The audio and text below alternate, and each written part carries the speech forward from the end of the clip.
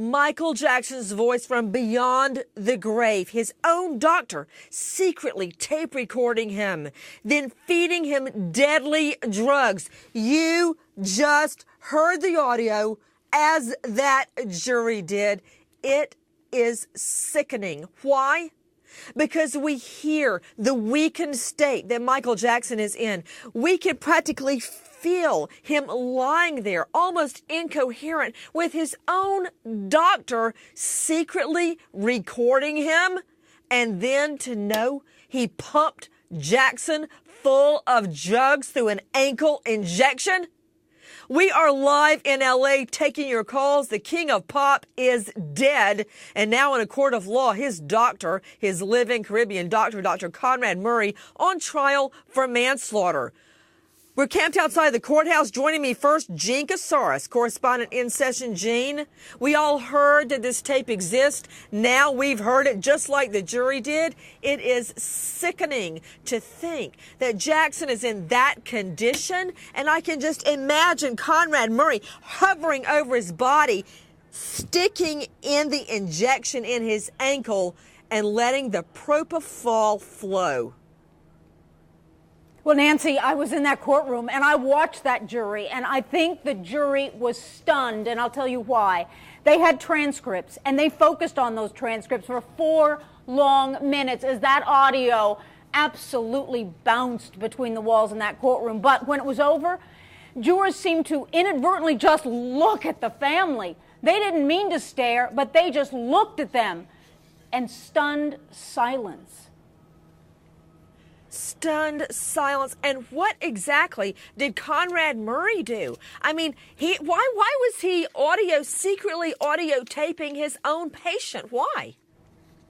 We don't know yet. We don't know yet. And I'm sure jurors want that answer. I'm sure the defense wants to give the answers. But everyone was either listening to try to understand what Michael said, or those of us in the gallery, we got to look on the big projection screen. It was pretty small writing, but we got to read also the transcript as that audio tape was played. And so did the jury get to see the transcript too?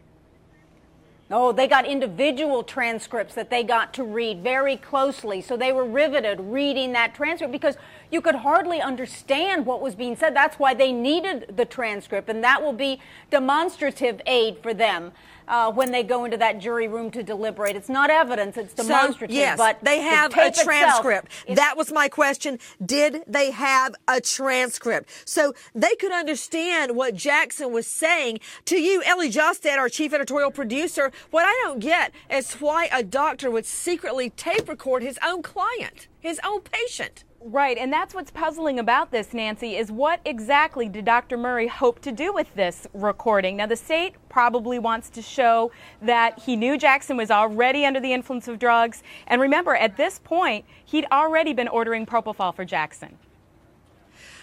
I've got to go to the doctor. We're going to go straight back to the courthouse. And Gene Casares, also with us, Dylan Howard from Radar Online and Star. But Dr. Robert Kaufman, doctor of internal medicine, I don't get it, Dr. Kaufman.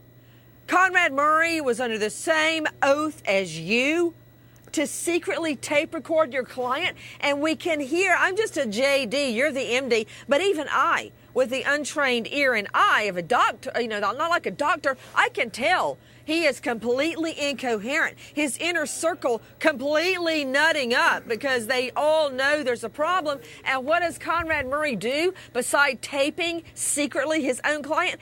He sticks a syringe in Jackson's ankle and shoots him up with drugs. I mean, aren't there rules about secretly recording your client? Well, first of all, there's HIPAA rules, so you can't record or have anything available without the patient's permission. The only reason to copy anything or record anything is to use it.